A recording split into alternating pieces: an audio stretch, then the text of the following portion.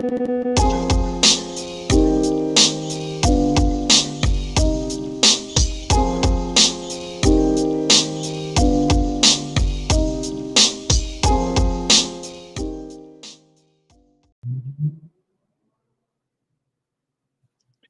we are live for the, what would you call the first? Is it inaugural episode, first episode, premiere episode? What's a good term? Episode 1. Episode 1. Yeah, I just think we should number them all and just call it episode 1, this one. Really?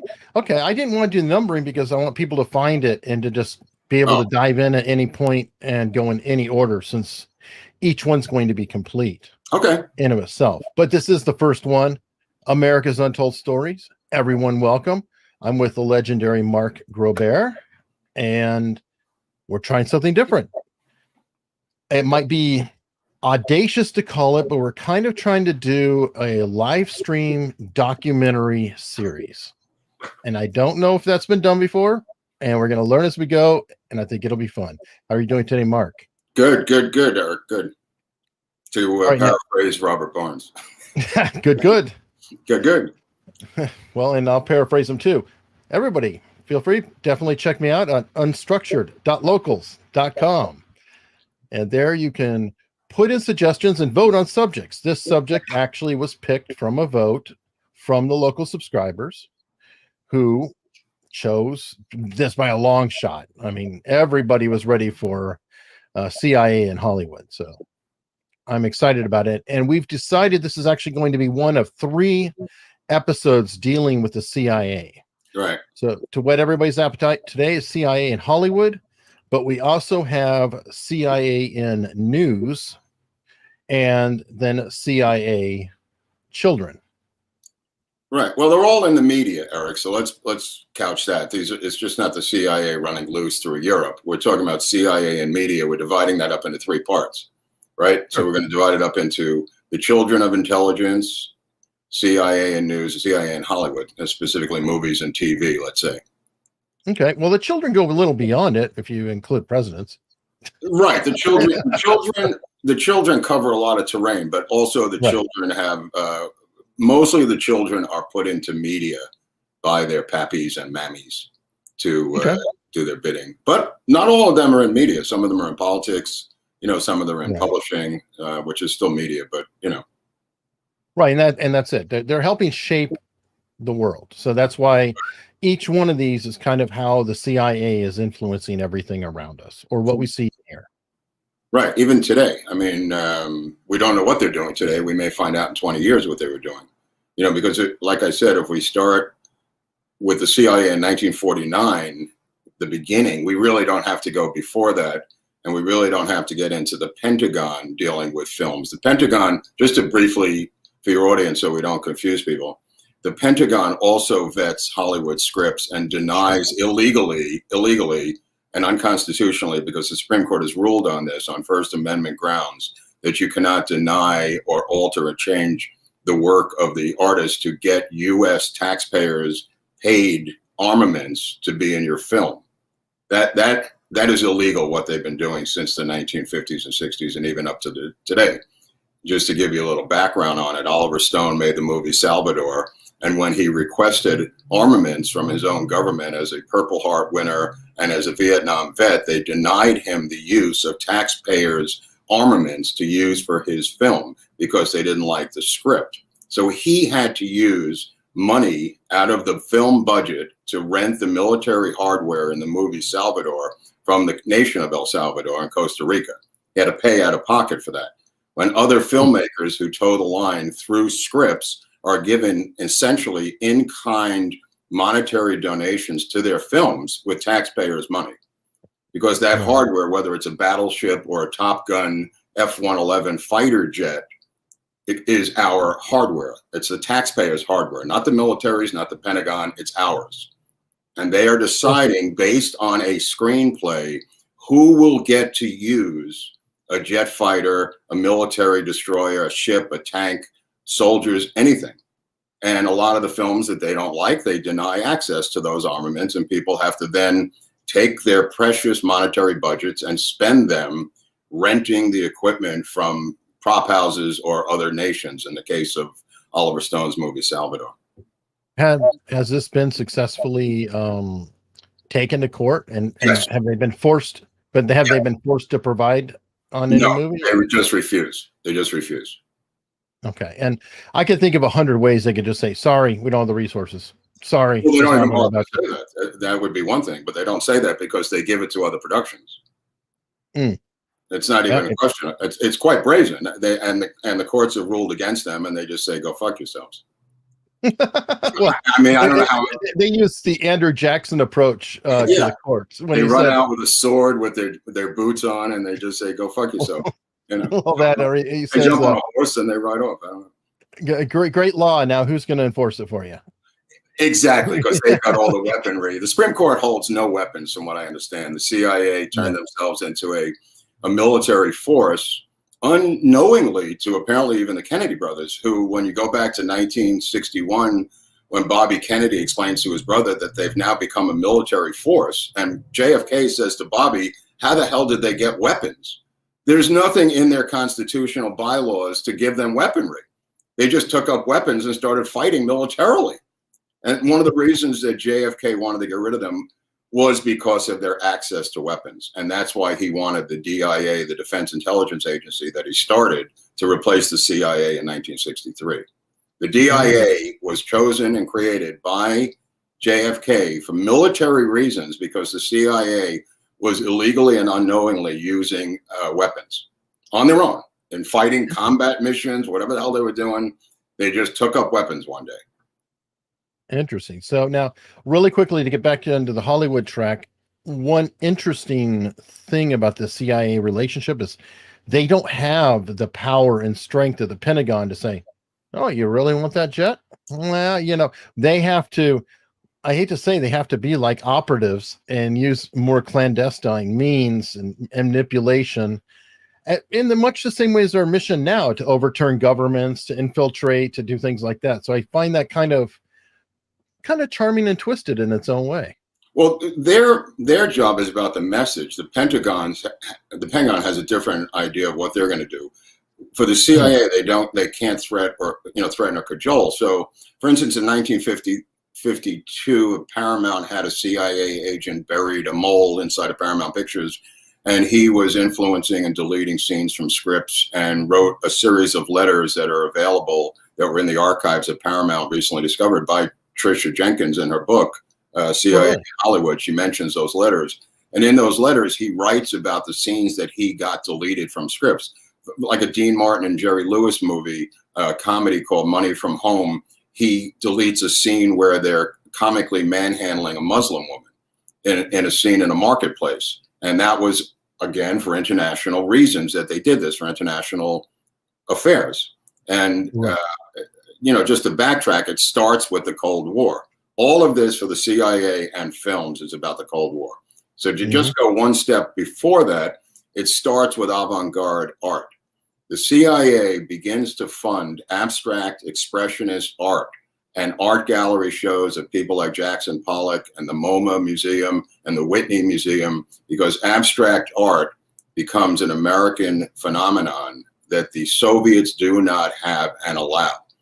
They look at it as Western degenerate art. So what the CIA does is begin to pay for art gallery shows in Europe and in the United States and begins to fund abstract American expressionism. Put it that way. They then begin to fund the Paris Review. They begin to fund George Plimpton in Europe, and the Paris Review gets money secretly from the CIA to write up reviews of art. And all of the CIA money goes in through the art door in a cultural war with the Soviets. That's where they begin to get in. Before they get to films, Eric, they begin with paintings and art. And that's visual expression, but it's the first time they do it. They then fund the Boston Symphony Orchestra to go to Europe. They draw the line at ballet, figuring they'll kill us in ballet if we go to Russia with our ballet.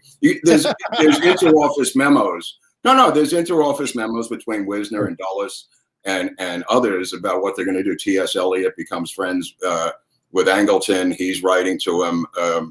In fact, Allen Ginsberg writes an entire sketch about Angleton's relation to T.S. Eliot, how they're both mini-fascists, trying to control poetry, the famous beat poet Allen Ginsberg writes an entire sketch about the relationship between Angleton and T.S. Eliot, the British poet, who big anti-Semite, and Ginsberg calls him a fascist, but that's yet to be seen. But the reality of it is they come in through the back door of the art world, is what I'm getting at, and that's how they get to film. They take this book by George Orwell called Animal Farm, and using the British, 2 animators in England, they purchased the book, through a dummy company called Touchstone, which is important because Touchstone will later come into play as a Disney.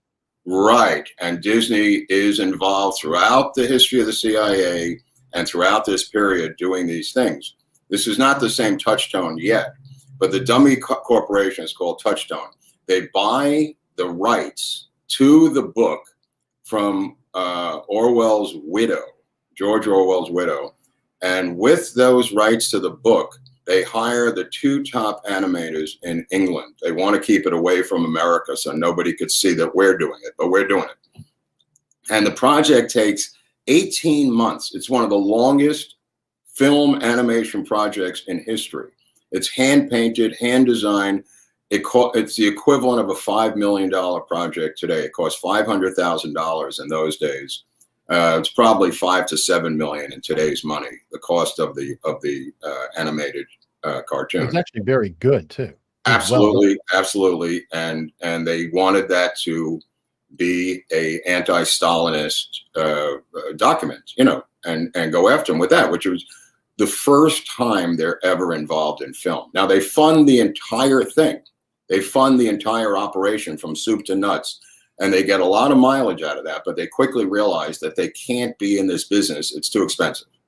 They can't. After the Animal Farm animation, they never fund an entire movie again. They realize this is too expensive. They need to simply get messages in and control individual messages and scenes as a way. Wouldn't it be a case too that too many fingerprints on it? Kind of like when they help get the Shah taken out or installed. What was it? Kermit Roosevelt was involved with that and carrying the money, and they directly did it versus doing a black job. Right, but it also is just too damn expensive. Keep in mind, this is an animation they create from scratch. They option the book. The idea that they can create whole Hollywood films from scratch is insane. I mean, right. I mean, how do you explain where the money came from? So they begin to use Paramount and Universal as conduits. Like I said to you a couple of weeks ago, for instance, just recently, a couple of years ago, Universal and Paramount are the 2 studios more closely linked to the intelligence world. And Universal contacted Alex Gibney and said, would you like to do a hatchet job on Julian Assange for $2 million? And Alex Gibney quickly signed the papers to make that film about Julian Assange. And it wasn't Universal's $2 million. This is money that's being funneled through the intelligence services. So, I mean, when you look at Assange, you look at Alex Gibney, like I discussed. His father was Frank Gibney. His father was a CIA media asset, talking to what you're mentioning before the show, Operation Mockingbird. His father, Frank Gibney, was an editor at the New York Times as well as Newsweek, and famously writes a letter to Alan Dulles saying, I can't take it anymore. I can't do your bidding as a journalist. I don't think this is proper. Tries to resign, and letters go back and forth between Gibney and Dulles, him trying to get out of his job at Newsweek, being a media CIA asset. Like I said to you, the families tend to stick together. CIA likes to use families for legacy reasons, for trust reasons, for honesty reasons, and vouching reasons. So Frank begat, I think his brother also, Alex's brother is also CIA operative. So interesting. But getting back to Animal Farm, after Animal Farm, they begin to believe that they could simply plant messages into the movies themselves. And you say, well, what kind of messages do they plant? A lot of them are, like I said, like the Jerry Lewis thing, where they involve international relations, that they don't want to go bad. However, they also, like a movie like The Caddy, another Jerry Lewis movie, they have an entire program of planting clean-looking Negroes, quote unquote, throughout the movies, and even in golf tournaments, places where they are not in American society, to offset the Soviet documentaries about the bad treatment of blacks under civil rights laws in the South. The Soviet Union is making documentary after documentary depicting, truthfully so, what's going on in the southern regions of the United States and treatments of African Americans. The CIA counters by putting clean-looking African Americans in movies and scenarios where they would never be in a million years, such as tennis matches, golf tournaments. There's memos to give them the best cars in a movie, so their lifestyle looks upscale. It's fascinating how far they went with this thing to offset the Soviets depicting truthfully what was going on here. So they're creating a completely non-existent world for African Americans that does not yet exist. And this comes back around in the 90s, where they begin to make, in TV and movies, every chief of police an African American, the president of the United States becomes an African American way before Obama. Morgan Freeman's president.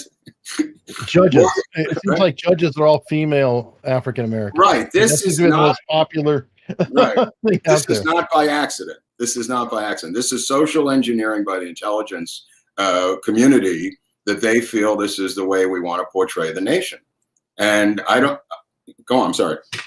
No, I was going to say, wasn't some of this though because they were getting a black eye from movies like right. We'll get to in the 70s. Because, right. Just to back up for a second, they form a group. There's a group that's formed called Militant Liberty in 1954, and it's a propaganda campaign by the CIA to bring in Hollywood bigwigs into the loop, such as John Ford, John Wayne, Cecil B. DeMille. This is the first group of Hollywood bigwigs that are brought under the umbrella to make propaganda in American films. And it's called Militant Liberty.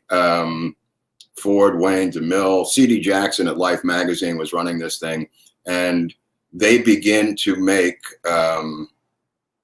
more, jingoistic propaganda films. I mean, later on, he'll write a letter to LBJ, John Wayne, in 1968 and say, we have to combat these kids in the street. I want to make a film with your approval called The Green Berets. And that letter is sent to LBJ by John Wayne to get access to the Green Berets so he could make a movie, another propaganda movie like they had done 10 to 15 years before that. In 68, Wayne's like at the end of his career almost, but yet sees the need to write to LBJ to make a movie, get access to the Green Berets, which becomes the movie The Green Berets. Ironically, I don't think he served either. I don't think. Oh yeah, it's hard. Weird. It's weird because I see him in uniform in my mind. I don't know. Right, but Marion, I don't know if it was Marion Wayne. I think it was Marion something or another, but I don't think he actually served. I think he had an injury or something.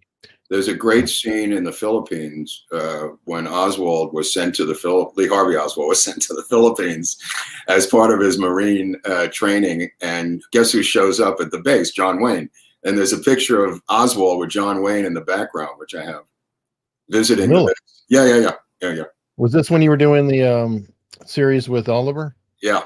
I found this great photo of Oswald with John Wayne right in back of him. Wow. Kind of interesting, yeah. But anyway, so they form this group and they begin to make films which have a certain amount of propaganda in it. But as you know, there's the Church Committee, there's the assassinations of Castro attempts, there's assassination attempts on Lumumba, there's the killing of the Diem brothers in 1963 in Vietnam on orders of the CIA against JFK's insistence. And, they now have to be put into a bad light by the people that are coming to power, who were the kids from the college age in the 70s, leads to the Frank Church Committee. But just to digress a second, they are, doing these things politically, and the Cold War is still going on for them. So they don't see a need to stop what they're doing, the CIA. These films that have certain messages in them are now not controlled by them any longer. They do not control Dennis Hopper. They do not control Easy Rider. What's happening is the collapse of the studio system in the late 60s. that throws a monkey wrench into their operations, because the studio system is so old and heavy that the independent films start become, making money, and Easy Rider and these, radical filmmakers, from the Parallax View to, going up to All the President's Men, and, all of these films leads to the Church Committee. What's that? Manchurian Candidate. Manchurian Candidate, and the one you just showed, 3 Days of the Condor, getting back to that poster. And the vibe in Condor is of rogue CIA operatives, right? I mean, what is Robert Redford? There he is with the wonderful Faye Dunaway, the love of my life. And God, I love her. And Max von Sydow and Cliff Robertson, and his code name is Condor. Now, what is Condor's crime? He doesn't do anything. He reads books. He's an intelligence operative who reads books, and they there's a rogue CIA operation, and they've got to bring him in and execute him. So, but this is the climate of the times, which leads to 1996 or the early 90s, when they begin to say to themselves, we have to get back in the business of Hollywood. The 80s and 90s are a rough period for them.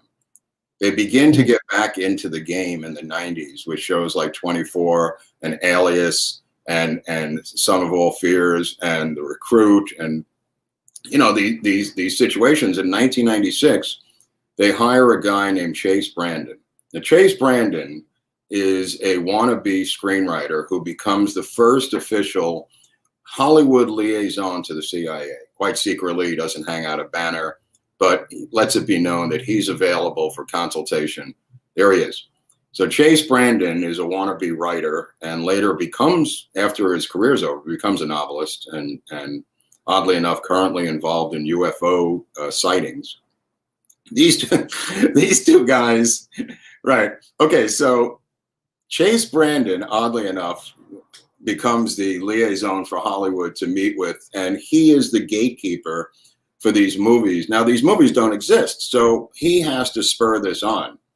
He becomes so embedded in the Hollywood community that he turns up at Oscar parties and, fancies himself to be a American James Bond, trying to control the access to the CIA, which leads to, what we were talking about earlier about The Recruit and the movie that I worked on, that I created, called The Farm, and the situation. Right. We'll get to that. We'll get to that, right? We're heading toward that. We're looking at the different films on the way. Oh, yeah. Yeah. Okay. This is Sum of All Fears, the Tom Clancy. Yeah. Yeah. This becomes an era of these films almost. Now, wasn't this also done because the Cold War technically had ended? Yes. And they had to justify their existence. Like, why are you we don't need the CIA, right? KGB, they're done. Soviet Union's done. You've got the collapse of the Soviet Union, and this gap of the collapse of the Soviet Union and 9/11. And in that world, the CIA is meaningless because you don't have 9/11 yet, and the Cold War is over. In that window is where they're at their weakest moment. And after 9/11, they are accused of being asleep at the switch, as you remember, Eric. A bunch of old fat white men who didn't hear this coming, it was the phrase. So they had to redeem themselves by starting to get involved in these films that would put out a better message for them. That's really what happens in the early mid-90s. They begin to fight back. And yeah, Clancy, from what I understand, was definitely kind of a big part of it. It's also interesting that Ben Affleck seems to be kind of tied to it as well. There's a bunch of these guys who are CIA helped. Tom Hanks is one. They help your career, then you help them later. Not sure about Ben Stiller, but it could be. Who knows? Tom Hanks is one. De Niro. Probably. But Matt Damon is definitely one. Will Smith. I mean, these are three names that are whispered around Hollywood for years of guys who were plucked out of obscurity by the CIA and given major careers if they did their bidding. I mean, if you look at how many CIA-related films that Matt Damon has done, who says, Howard Zinn was his mentor and teacher, and he's supposedly this political person. I mean, he's done so many CIA-themed movies as has Soderbergh and the screenwriter I was telling you about that did Contagion, Scott Z. Burns, the Contagion movie, shown there. I mean, this is written. I mean, it's almost like a documentary of what we just went through. I mean, this is Burns, right? Yeah, yep. Burns. This is Scott Burns. Yeah. Yeah. The Scott Burns says he hooked up with a guy named Ian Lipkin, a scientist at Columbia University, who took him under his wing. There's Lipkin getting the award by the Chinese government. January 20th, 2020, he gets the award from the Chinese military as their favorite scientist of the year. And he's over there, comes back. Ostensibly, he could have been patient zero for all we know, because he goes on Fox and they said, "Where did you get COVID?" He said, "I have no idea." And they said, "Where are you coming from?" And he said, "China." This is like January of 2020. So he gets this incredible award and says the Chinese or the Communist Party are his best friends. They're helping save the world. Here he is again. He goes to the Chinese embassy. I mean, this guy's at Columbia University right now. And he hooks up with Scott Burns to create Contagion years before we get the pandemic that we have now. And it's ostensibly so close to what happened that the movie was the most watched movie during this past pandemic. People were astonished. I had to go back and look at it because I didn't see it till it, since it had come out. And it's almost like a documentary of the current pandemic. And it's not an accident. This is not like, Scott Burns is an incredible, free thinker who came up with this idea. No. He worked with this guy, Lipkin, Dr. Ian Lipkin, who told him this is what's going to happen, step by step by step by step. And now, he gets the greatest scientist of the year award from the Chinese military. I mean, at some point, somebody's going to connect all these dots, and somebody's going to have some explaining to do. Yeah, and somebody in the chat brought this up, and I know we had it on our list too. Argo. Another famous one. I know we skipped ahead, but we're kind of coming to modern day, and we'll step back in time and talk about the recruit and spend some time on that. Argo is fascinating because that one is full on CIA. It was written. The book was written by a CIA operative who was the disguise head of disguise. Who was he replaced the previous head of disguise, if I recall, who happened to be a president of the United States, George H.W. Bush. Now, keep in mind, the entire story is made up to not the entire story, which is true, happened to be done by the Canadians and not us. So that slight change of nation states, apparently it doesn't seem to matter. It was a Canadian operation and not an American operation. Other than that, the story is basically true. They're too polite. Right. They were too polite to say anything, apparently. Well, I mean, technically, if it's a good operation, you don't want to say anything, right? You want to be like, that and Zero Dark 30. I mean, Zero Dark 30, which is the next film that the CIA have their fingerprints in, that becomes a cause celeb in the reverse way, because they are so deeply penetrated. Bowl and the director, Mark Bowl, the screenwriter. Excuse me? Bigelow. Yeah, Catherine Bigelow are so deeply embedded in the CIA that actual congressional hearings occur afterwards to find out if laws were violated. They switch back to the CIA to punish themselves, and nothing happens. I mean, it's just ridiculous. They're being brought into the CIA for metal services, and there's exchanges of gifts by Hollywood and the CIA going back and forth. And then there's torture involved. They don't like to have torture. That's a bad thing. So it almost went too far. They began to reel it back a little bit after Zero Dark 30, which was supposed to win about 10 Academy Awards, but only won 1 Academy Award for sound editing, I believe, because of the scandal. That's an interesting situation. Yeah, from what I understand, they were accused, or Bigelow was accused of trying to lessen the sting of torture, or make it torture was okay, because it led into this. So, they were doing it to give cover. And then I also remember there was kind of some controversy with oh God, the author of American Psycho, Bret Easton Ellis. That I don't recall. Well, he went off and talked about how he didn't think Kathleen or Catherine Bigelow was that talented of a director, and he got into all kinds of misogynistic hot waters. So I don't know if that was related or not. Right, I don't know about that, but the point of the matter is that these CIA films begin to start popping up after 9/11, and to justify their existence because of the complete collapse in that sleep at the switch event of 9/11. This is one though that I think is fascinating.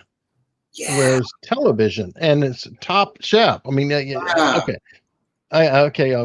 Intelligence style movie helps with the recruiting, things like that. Oh, look how important we are, image building. But Top Chef, what the hell? They don't care. They go into every single thing. What's his name? The head of the CIA at the time, with the glasses and with a P in his name, not Pompeo. Panetta. Leon Panetta, right? Panetta has this. He's in the show. There he is. It's the head of the CIA. It's in the goddamn reality show. I mean, this is going too far. I mean, they try to expand into reality shows on TV with this one, and I think they realized themselves that they had gone too far. Again, do you know anything beyond that, like why or what happened, or is just they did it? They just did it. Again, they want to penetrate. Like I said to you, if you look at Nat Geo, the National Geographic Channel, Nat Geo was one of the leading publications that was filled with spooks in the 1940s and 50s because they were allowed to penetrate behind nation states with cameras on these nature adventures. So Nat Geo, what's that? That makes total sense. Yeah, no, they were able to go into different countries with cameras. And National Geographic now has a TV station called Nat Geo, and it's equally as penetrated by the CIA. There's a guy named Cassio there, Michael Cassio, whose parents were CIA, and he's an executive producer at Nat Geo, usually dealing with any JFK assassination documentary that Nat Geo ever runs. Michael Cassio will be the executive producer on those. They tightly control these messages and have their own people buried inside of these TV networks, National Geographic in particular. Doesn't it kind of make sense though? Because I mean, like not everything is necessarily evil per se. The CIA, for example, did the World Factbook. Right. The CIA has a ground presence in every country in the world, from what I understand, and they do collect, what kind of people live there, what kind of this live there, things like that. So there's some legitimate things. Right. Well, they've been replaced by Wikipedia. So I don't know if they have to burrow into a society, and to get these facts, because we now have a intelligence-controlled Wikipedia world where the same intelligence community essentially runs Wikipedia. They lock people out, they edit, they do what they want. There was once a debate on Wikipedia about Oswald's rifle being in the Smithsonian, and a lot of experts on Oswald quickly realized that that was not his rifle that was in the Smithsonian. It was too long, it was the wrong size, and it was a phony rifle. So the debate went back and forth until Wikipedia locked everyone out and froze the debate, saying nobody could comment anymore. These experts who knew the rifle were clearly, there's a photo of it on the Wikipedia page if you look at Oswald's rifle, and they were citing all the different reasons it's not the rifle, whatever their reasons are. So when you look down at the longitude and latitude of the last edit, if you look down at the longitude and latitude of the last edit, that will lead you directly to Langley, my friend. That is how we discovered that Langley is running Wikipedia. Oh, I love it. Little inside tip there, brother. Hey, I totally believe it. Now we're going to do one more, and then I'm going to start jumping around here. Okay. Chase Brandon left in 2007. He was replaced by this guy, I believe you said, temporarily. Right. Well, it's funny because somebody just filed a Freedom of Information Act request to find out everything about this guy who is known as Paul Barry. And I just read the letter. Rich Klein is Paul Barry? I'm confused. I don't know who this is, but Paul Barry is the guy who is the liaison today, unless he's gone also. Is this the newer guy? Well, this is the guy that you were saying the CIA hired. He's part of like a group. Oh, Rich Klein. Yeah, absolutely. That's a separate issue. What Okay. I was talking about is the guy who replaced Chase Brandon as Paul Barry. These guys are brought in as technical consultants on film. Rich Klein is one of them. And they bring in ex-CIA guys to, quote unquote, consult on films like Parkland by Peter Landsman and, you know, anti-conspiracy movies that they want to put out there to have CIA influence. They're literally in the credits now. They're in the credits. I mean, if you look at Chase Brandon has more credits than I do, which is really depressing. This guy who's not a guild member has more writing credits than me. But Rich Klein is another one, another technical consultant. Yeah. Okay, I've got a question here from the chat that you might be able to address. What about the use of celebrities in clandestine operations?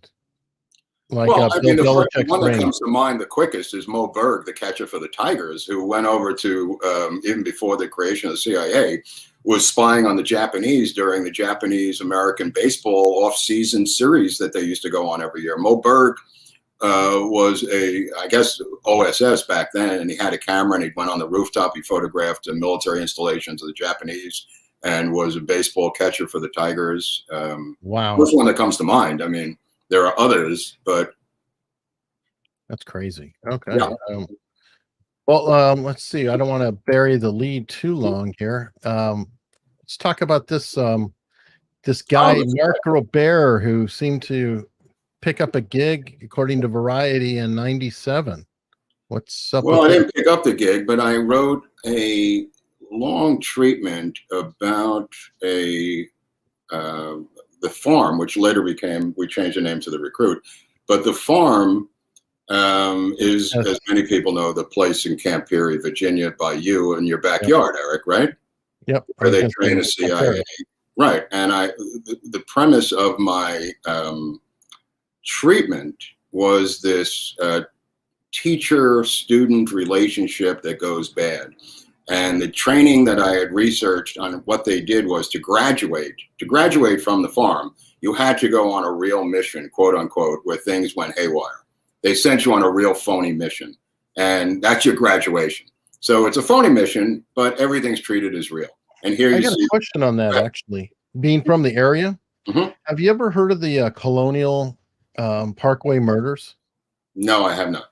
There's a serial killer in Virginia, and Colonial Parkway kind of ties the historic areas of traditional Williamsburg and Jamestown and Yorktown, sort of like all going together. And there was a serial killer, and there is some speculation that this serial killer was possibly somebody from the Farm, because from what I understand, these guys don't only do their training over there, and this is again all conjecture, what I hear, I can't confirm everything, but they will have assignments and mix up, hang out in society here. Right. That's the graduation. Yeah. Go trace this person, follow that person, stalk that person. And then they're monitored while they're doing it to see if they're effectively stalking the person, or they're if they're burning their tail, all kinds of stuff. But it's actually literally happening under our nose. That is absolutely in the town itself, whatever that surrounding town is around Camp Peary. I forget the name of the town. Williamsburg is Williamsburg. Yes, yeah. Williamsburg. They use that town all the time, and these things have gone awry over the years. You're correct. I don't know if that serial killer thing is correct or not, but the point of the matter is, to graduate, you have a mission where they throw everything at you, and that's what the premise of my film was about. Later cast with Colin Farrell and Al Pacino as the mentor, and Farrell as the student who they recruit at a Ivy League university, which is quite typical of how they get these guys. And that situation, this is 1997. The movie doesn't come out to 2003. And in between there is 9/11, which forced a lot of changes in the movie. But in 1997, that money that I received is option from a company, and a guy leaves the company, a guy named Jeff Apple, and he goes over to Spyglass, and unbeknownst to me, takes the project with him, and he begins to produce the project at Disney, a company called Spyglass, actually a subsidiary. He begins to produce the project and hires a screenwriter to write up the treatment, the concept. Now here it is on the front page of Variety, so there's not an obscure theory on my part. The documentation is quite clear. He hires this guy, Roger Towne, who is the failed screenwriter brother of the famous Robert Towne, who wrote Chinatown and an incredible amount of other films. Roger Towne, this guy, is a guy who is not very good at what he does. He hires this guy, and it turns out that this guy claims to be the screenwriter on The Farm, The Recruit. So when the movie comes out, we sue them and end up in federal court. We will end up in federal court in a minute in this story, but the lawsuit says that they stole this intellectual property of mine. You can look it up, Groubert versus Spyglass, and follow the case. But the reality, there it is, Groubert versus Spyglass. They tried to dismiss it. That was thrown out. They went as far as to destroy all their computers at one point. They literally took sledgehammers to their computers to try to cover their trail that I've never been there, which I thought that was a bridge that was very interesting. There it is, Touchstone again. Touchstone will come back around, like I said, from the beginning of the CIA involvement with Disney. And anyway, so we go to discovery in this case, and my lawyer is a former assistant DA of San Francisco. The other one's a criminal attorney from Miami. And we have a deposition with Roger Towne. And the deposition is 9 o'clock in the morning here in town, LA, in Hollywood. And he comes to the deposition smelling of alcohol. And he's ranting and raving in the deposition. Nothing's happened yet. He's just yelling, I'm a thief, I'm all kinds of things. And me and my lawyer are looking at each other like, this guy's nuts. And he's reeking of booze at 9 o'clock in the morning. And his lawyer, we have these faxes in our possession that show his notes going back and forth to Langley, Virginia, to the CIA headquarters. And he explains that Chase Brandon, the same guy you showed before, was a consultant on his script, and that he's sending pages every day to Chase Brandon at Langley, Virginia, to have notes and approval notes from Chase Brandon on the script, the pages that he's writing. So actually, when we Chase talking a little bit about the excuse me, I actually have Chase talking about the movie for a second. Oh yeah, okay, yeah, he did a lot of press on it. Yeah, you want to run that? Yeah. This particular project is really very interesting from the official cooperation standpoint, because we don't confirm or deny that we have a training facility, but it stands to reason that an organization like ours has to do very unique training for very unique operational purposes. And we do, in fact, have a secret training site. We have, in fact, several. Now, I wanted to bring that was cute. That was good. Chase Brandon is being sent these faxes, or at least we believe that's the case. And then my attorney in the deposition looks at the faxes, and it turns out the headers and footers have been reversed. It is Chase Brandon who's writing page after page after page from scratch of the script, and that this guy, Roger Towne, is merely making tiny notes in the columns. It's the reverse. So my script is being written by Chase Brandon in Langley, Virginia. And, this guy all of a sudden starts yelling at us. His attorney and himself leave the room and come back and say we can participate no longer in this deposition because of national security. And me and my attorney looked at each other and went, this is a civil case about intellectual property. What are you talking about? They refused to cooperate after that. And the deposition was shut down, and we had them. We nailed them. This thing was being written by Chase Brandon. This guy was a front, which is what he was. He was a drunken, failed brother of a famous screenwriter who was a front. And we went to federal court. In the federal court, we started to get all the documentation together. And it turns out, indeed, the CIA under Chase Brandon was literally producing and writing this script from scratch, which plenty of documentation, if you see in Tricia Jenkins' book, the CIA in Hollywood, I think right here, if you get this book by Tricia Jenkins, there's an entire chapter in there about my case. And that's because those documents came from me. That chapter that's in there about the recruit. So the reality of it is we get a settlement, and whatever I received, in terms of monetary compensation. Sure. So You can't talk about that, obviously. I can't talk about that. But the reality of it is, this is what goes on.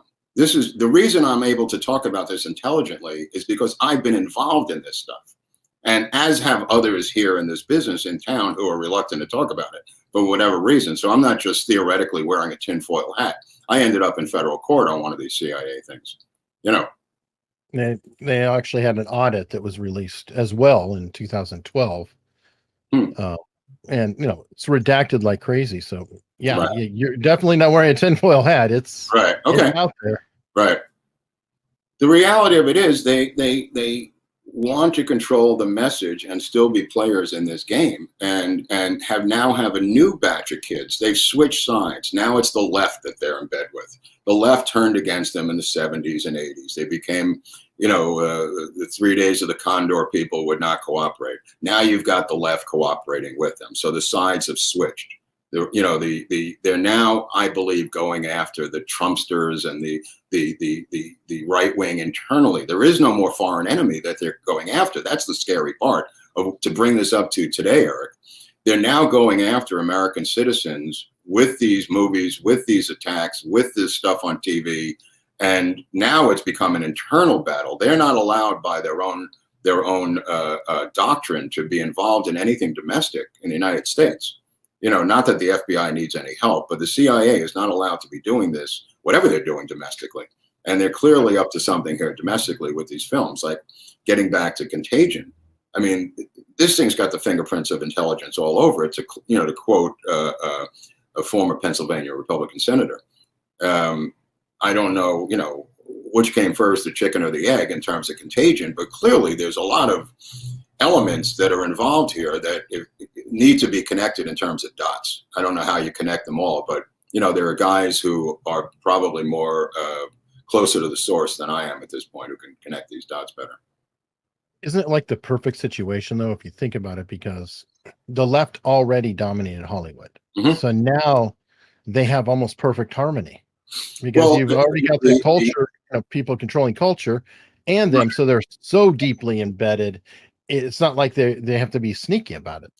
After 9/11, they put together a group of directors, like they did in 1952 with the Militant Liberty. They put together, after 9/11, they put together a group of screenwriters, directors, and producers, and they took them down to USC, and they funded the operation to come up with scenarios for terrorist attacks and all kinds of different terrorist situations. And I believe out of that school, which is now funded by Jeff Skoll, the owner of Participant Media, the guy who created eBay, he's a Canadian. He's now funded all of these CIA-themed movies out of Participant Media. He funds a USC offshoot involving message movies, climate change movies, anti-Soviet movies, anti-Putin movies. He's got an entire school down there under USC Film School that's involved with the CIA and himself, Jeff Skoll. And he's the producer on Contagion, by the way, is the reason I mentioned Jeff Skoll.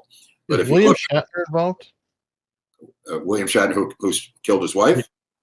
Yeah, or allegedly. No, I don't think so. I think William's a little too old for that. But the current people are involved, current players in the game. The Soderberghs are involved, the real filmmakers today, the Matt Damons, the Soderberghs, the people like Scott Burns. Look at Scott Burns currently just finished a film on CIA torture. He's directing a film on CIA. All of his stuff that he does, Burns, is regarding Central Intelligence Agency. So there's now an institute down there under the guidelines of the USC Film School that's being funded by Jeff Skoll to create these movies, not unlike what was done in 1952. The reason I'm not criticizing them for today, it's been done since 1949. It's just the sides have switched. Instead of John Wayne, it's Ben Affleck. You know what I mean? Instead of John Ford, it's Steven Soderbergh.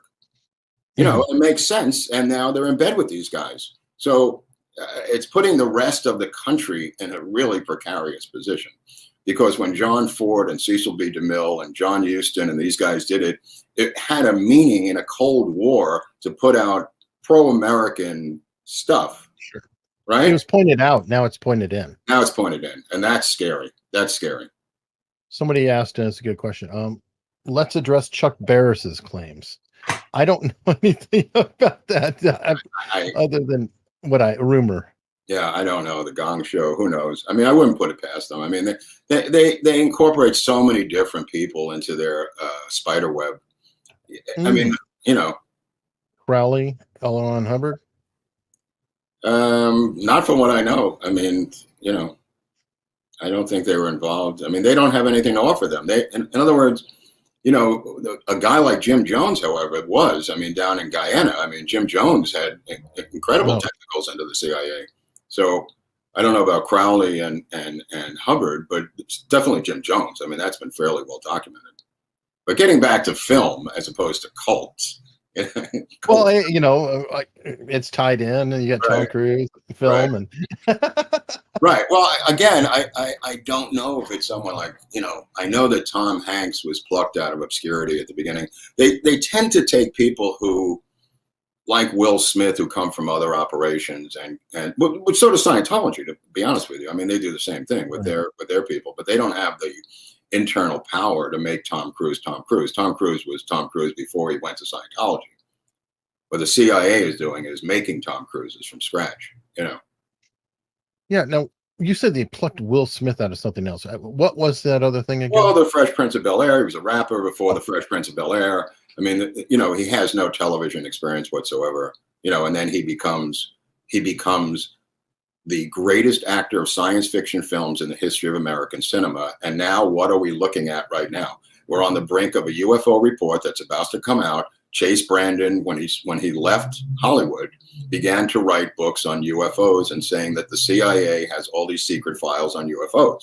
That was 10 years ago. Now we're on the brink of UFO reports coming out. And who is the #1 actor in the world when it comes to flying saucers and UFOs? Will Smith.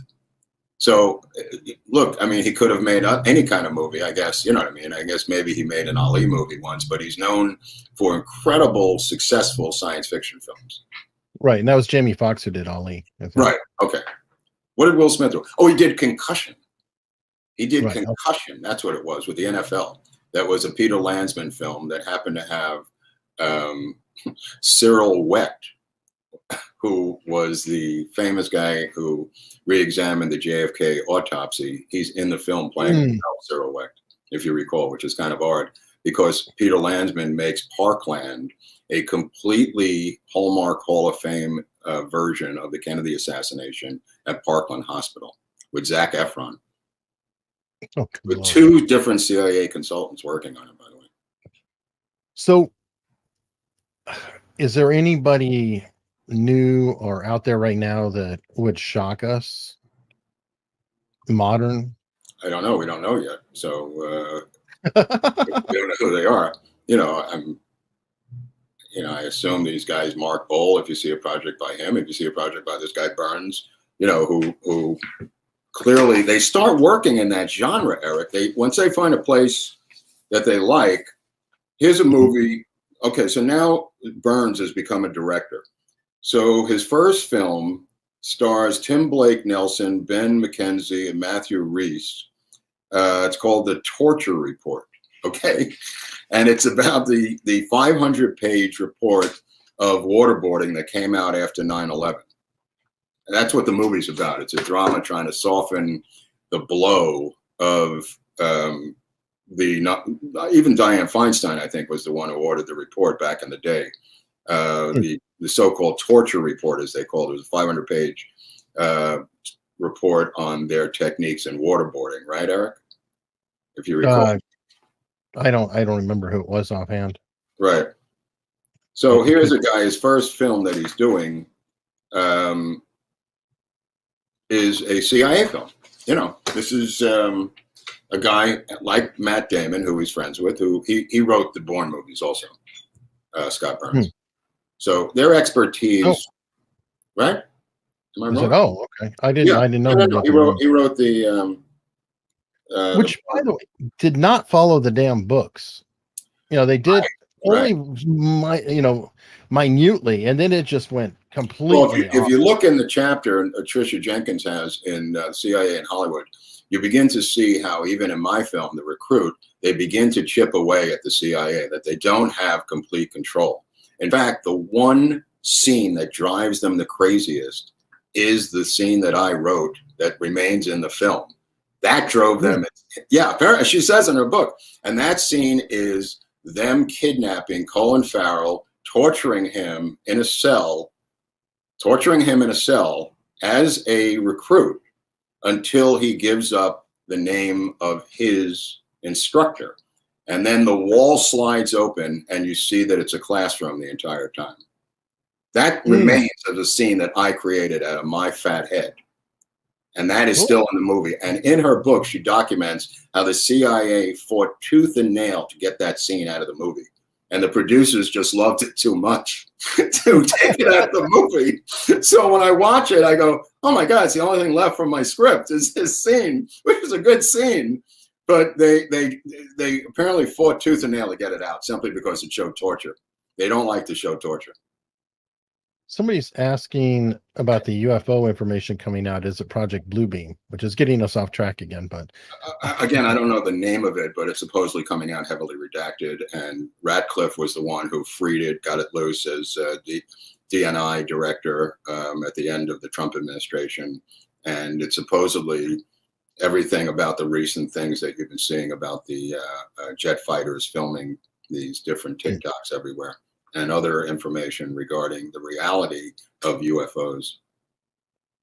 Interesting. So to close it out, can we talk about your co-creator and Oliver Stone and what's happened with him and the CIA and what he's advised you?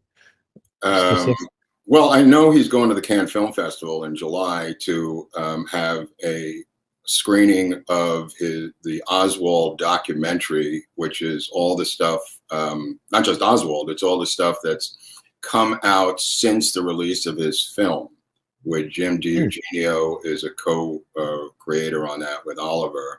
And it is going to be screened. He's been boxed out around the world. They're trying to fight him on the release of this. Showtime turned him down.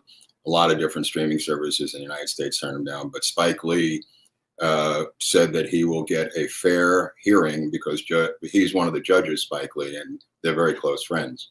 So Spike is guaranteed an audience at Cannes, the last thing I heard, in July, which is coming up. So this is going to be something to watch.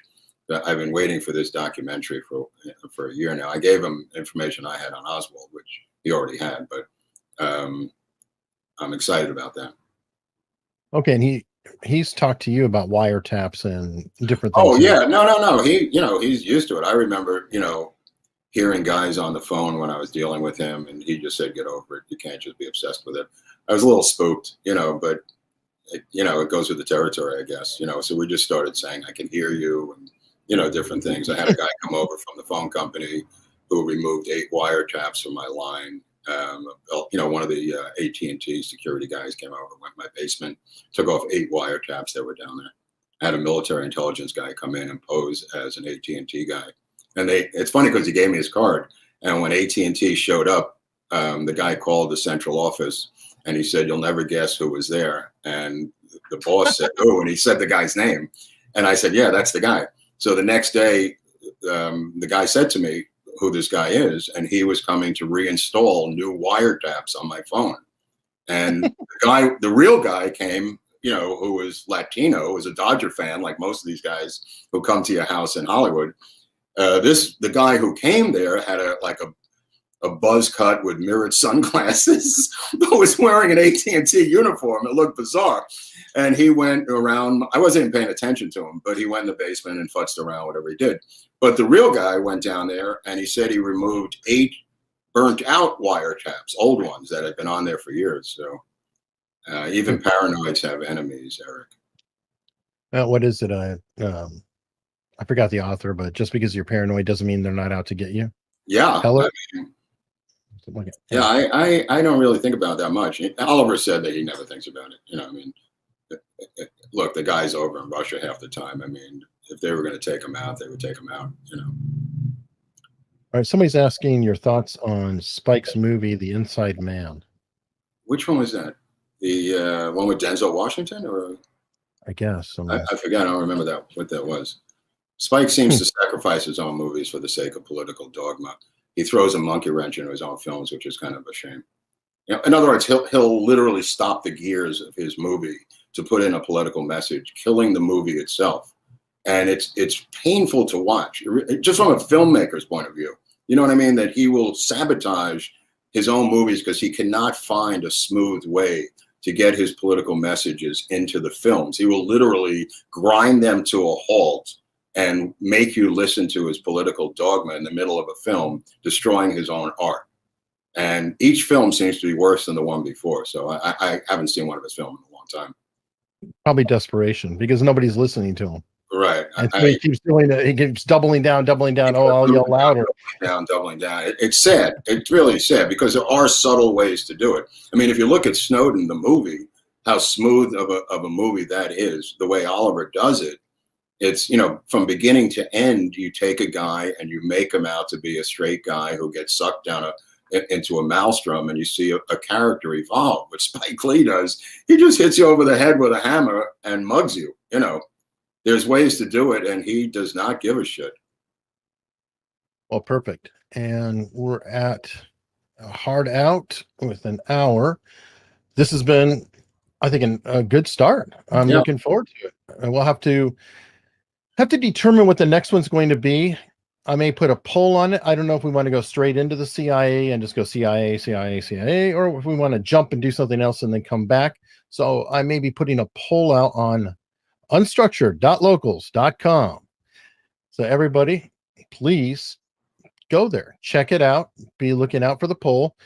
We sometimes release little snippets or small stories with Mark on Locals as well that are exclusive to Locals, and things like Brian Jones' death. You worked with VH1 behind the music. It wasn't behind the music. It was another series back in the day. VH1 Confidential. That's right. And you had also one on Sheryl Crow and everybody dying around her. The curse of Sheryl Crow. Yeah, it's sad. Very sad. So we have a lot of great things coming up. Please stick around, and I think everybody's going to enjoy it.